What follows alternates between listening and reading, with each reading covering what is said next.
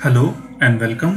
AWS के इस part में हम देखेंगे कि हम क्लाउड वॉच का यूज़ करके अपने रिसोर्सेज की मॉनिटरिंग कैसे करते हैं। इसके पहले वाले लेक्चर्स में हमने एक डैशबोर्ड बना करके अपने कुछ सेलेक्टेड मैट्रिक्स को सेलेक्ट किया और उसको मॉनिटर किया। तो अब हम चलते हैं अपने दूसरे पार्ट में। इस पार्ट में हम अपने EC2 इंस्टेंस में जाएंगे और इस EC2 इंस्टेंस जिस EC2 इंस्टेंस को आपको मॉनिटर कराना है उसको सेलेक्ट करना है और फिर डायरेक्टली आपको जाना है मॉनिटरिंग सेक्शन में। अब आप जैसे ही इसको ओपन करते हो तो यहाँ पे बहुत सारी चीज़ें आपको मॉनिटरिंग में मिलेगी,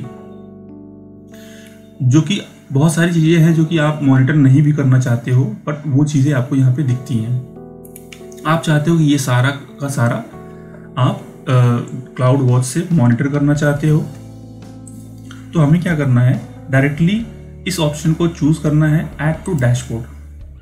तो ये एक नया टैब पे ये लेके जाएगा मुझे, और जैसे ही इस पेज पे मैं आऊँगा तो अब मुझसे ये पूछेगा कि आपके पास कोई डैशबोर्ड है तो आप उसको चूज कर लो या फिर आप एक नया डैशबोर्ड क्रिएट कर लो। तो मैं क्या करता हूँ, यहाँ पे डेमो 2 यूज करता हूँ और यहाँ पे क्लिक करूँगा क्रिएट पे, और फिर सर्च में से मैं यहाँ से अब सर्च कर सकता हूँ कौन से डैशबोर्ड में मुझे इसको ऐड करना है। Then add to dashboard. ठीक है, ये रहा हमारा दूसरा डैशबोर्ड। ठीक है, इसके बाद मैं कर दूंगा इसको सेव।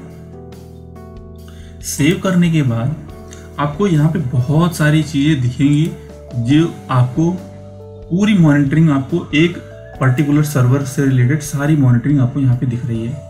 मैं चाहता हूँ कि मुझे हर एक चीज़ की मॉनिटरिंग नहीं करनी है, तो आप इसको कैसे डिलीट करोगे वो देख लेते हैं।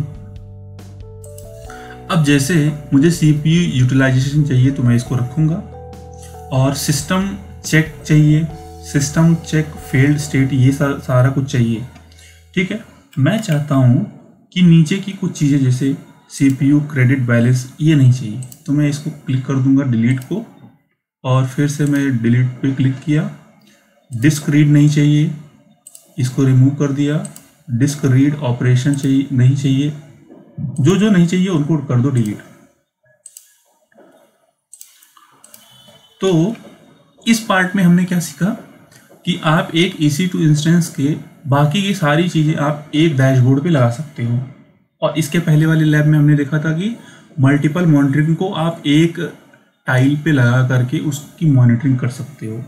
ये है हमारा दूसरा पार्ट, और इसमें आपको वैसा ऑप्शन नहीं मिलेगा जैसा उसमें मिलता था। जैसे विजेट टाइप आप इसमें नंबर्स कर सकते हो, तो इसमें आपको इंडिविजुअल टाइल के लिए नंबरिंग दिखेगा। जैसे मैं चाहता हूँ कि मैं CPU यूटिलाइजेशन विजेट टाइप में मैं नंबर्स में देखना चाहता हूँ, और ये जो ऑप्शन मैं अभी आपको दिखा रहा हूँ ये आई थिंक 1 महीने या 2 महीने पहले तक अवेलेबल नहीं थी।